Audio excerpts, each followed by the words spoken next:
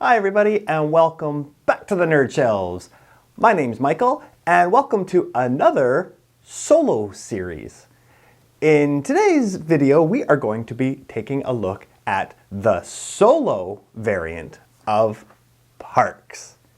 Now, as you probably already know, I love Parks. I think Parks is a brilliant game. But how does the solo variant play? Let's find out. So come join me at the table. The solo adventure of Parks puts you alongside park rangers as they take care of the trail. As they move along, they collect weather resources which trigger different events. The goal of the solo variant is the same, to collect as many points as you can by visiting national parks, taking photos, and your year-end bonus card. The setup in the solo mode is the same as a two-player game except for a few changes. After shuffling the gear deck, place it onto its space on the board, but do not reveal any of the cards. They will be revealed throughout the game. When setting up the trail, flip over the trail end site to the solo side. Choose two hikers in a different color to play the part of the rangers and place them on the trailhead. The rangers do not need their campfire. Place the ranger track from the event deck next to the play area. Shuffle the event deck and place it near the tracker. Turn over the top card from the event deck so the colors line up with the tracker. This is the current active event card. You will begin with the camera and the first player marker. And now you are ready to play Solo Parks. Just like a two-player game, turns alternate between you and the park rangers. As usual, on your turn, you choose either of your hikers and move them down the trail to visit a site and take its action. But for the ranger's turn, flip over the top gear card from the deck and place it on one of the empty gear spots on the board. If the card has a cost of 1 sun, it goes on the leftmost gear slot. If the card costs 2 suns, it goes in the middle spot, and if the card costs 3 suns, it goes on the rightmost spot. Then move one of the park rangers the number of spaces equal to the cost of that gear card. If your hiker is ahead of both of the ranger's hikers on the trail, move the front ranger's hiker. But if one of the ranger's hikers is ahead or tied with your front hiker, move the back ranger's hiker. Rangers can land on a site that is already occupied by another ranger's hiker, but they cannot land on a site where one of your hikers is. If this happens, they simply skip to the next site, as they don't want to disturb your enjoyment on the trail. Just as in a multiplayer game, you are still able to use your campfire to share a site with either one of your hikers or one of the ranger's hikers. If one of the ranger's hikers lands on a site with a weather token still available, the hiker collects that token and places it on the ranger tracker. When the tracker receives 3 of the same type of weather token, the event card is triggered. Resolve the action on the card that corresponds to the appropriate row, either sun or rain. After an event has been triggered, the event card goes on the bottom of the event deck and a new card is revealed. The tokens used to trigger the event are returned to the supply, but the other tokens on the tracker will be returned to the new card.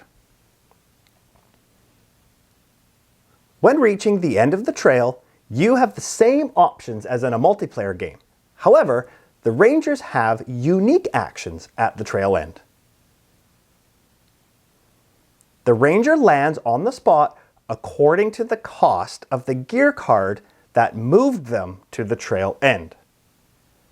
For example, if the card that moved them to the end cost 1 sun, they moved to the top spot. If the card cost 2 suns, they moved to the middle spot, and if the card cost 3 suns, they moved to the bottom spot.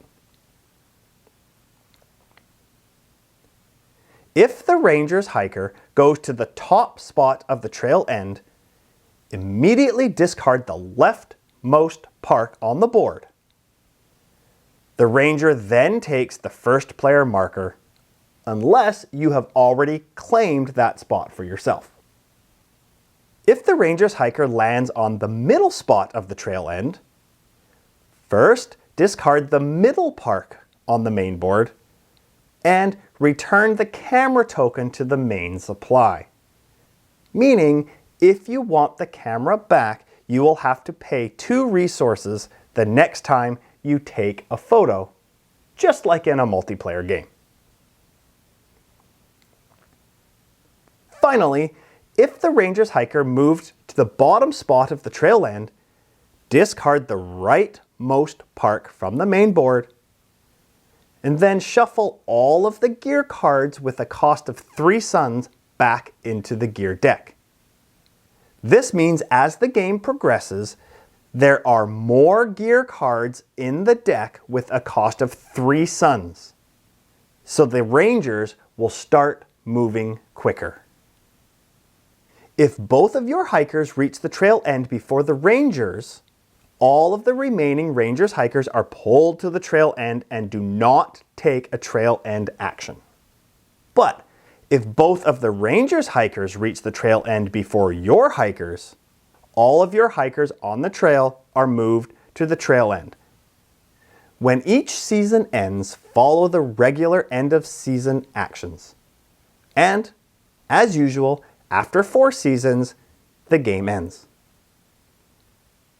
Then add up your points for visited parks, photos taken, end of year bonus card, and 1 extra point for the first player marker. Then refer to the rulebook and see what kind of trekker you are in parks. So there you have it, the solo variant of parks. Now, I want to start by saying I don't normally like solo variants where you're simply beating your own score. I really prefer solo games where you have that feeling of playing against another opponent, and I think Parks does both well. Now, I understand that the end game is simply beating your own score, but it also has that element of feeling like you're playing another player with the Park Rangers. I love solo games that have an AI or an automa or however it implements that feeling of another opponent, and Parks does it very, very well. I love the fact that as the Park Rangers move down the trail, if they get to resources before you, they can take those resources and trigger different events that happen. So you're always thinking and looking, where are the Park Rangers on the trail, and how far and how quickly do you want to move down the trail to beat them? I think that's really a great mechanic. I also really like the fact that when a Park Rangers hiker gets to the trail end, it actually removes one of the park sites from the board. Now, more than a couple of times, I was saving resources and working up to visiting one of the parks, but the Park Ranger got to the trail end before me and removed the park from the game, and it really messed up my plan. And I think that is brilliant. I love that in a game. So as far as I'm concerned, a solo game needs that feeling of other opponents getting in your way, and I think Parks does that very well. Now, other than the game being beautiful, it plays very well as a solo game. So, if you haven't, why don't you go give it a try? Now, go get another game off of your nerd shelves. Take care.